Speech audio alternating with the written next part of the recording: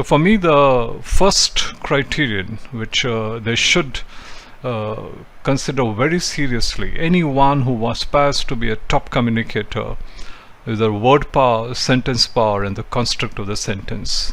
We'll dwell into that in a little more detail. At this point in time, I'm just getting the bullet points through. In very briefly, when you say word power, sentence power, and construct, you should have the appropriate word, phrase, or sentence, and it should be firmly anchored in the immediate orbit of your recall so that you can reach out to it, retrieve it, and deploy it. This is a process which is lifelong, and I will walk you through it. A lot of my sessions on communication is focused on this, and you will be exposed to that. You'll be really gaining, learning on that from this. You could also from time to time refer to my website, to my LinkedIn account and website ajoybasu.com. The LinkedIn account has regular posts. I may put in 1 or 2 posts in a week, and that's a lot of words, sentences, and steps that you can take to enhance your ability in the language.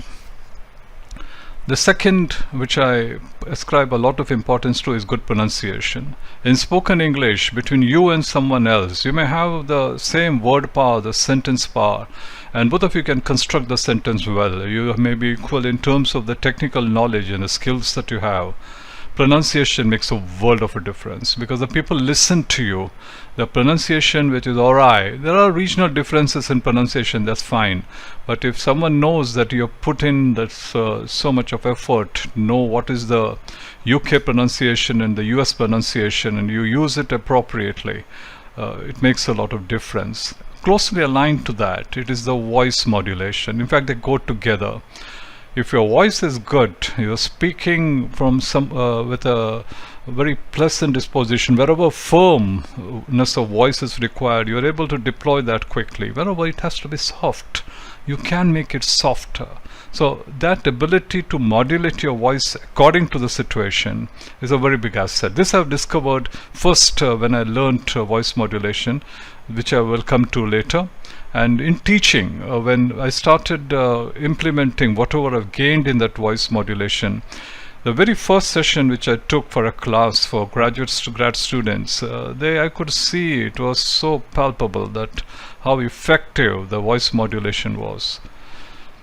Then good at both one-to-one communication. That's when I'm speaking to a subordinate or a peer or to a superior. Fine, that's the set of dynamics there are different from the one that you are at public speaking. And in public speaking also one which is interactive and one which is one way, and you may probably get the questions at the end. But there are many people who may be brilliant at one-to-one but struggle in public speaking. We will dwell on that too. And finally, good punctuation skills. This is, of course, where we talk about written communication. Good punctuation skills, where your commas, your periods, your colons, your semicolons, the brackets, the big brackets, etc. You should have a reasonable knowledge. I'm not asking you to go overboard. All the skills that I'm talking about, I'm talking to you about most of them, you being at about 70 to 75% of what would be the topmost performer in that area. And because you're covering almost 20 skills in this job performance enhancement mastery course, that itself will take you to that critical stage of fission, which we say in nuclear explosions. There it can suddenly create that reaction and trigger what takes you to the next and beyond that in the threshold of your career. So these are my prescription for the key skills of a top place working communicator. This is the initial list. The prescription will have how to do it and when to do it. That will come to. We'll traverse that distance as we go ahead. Thank you.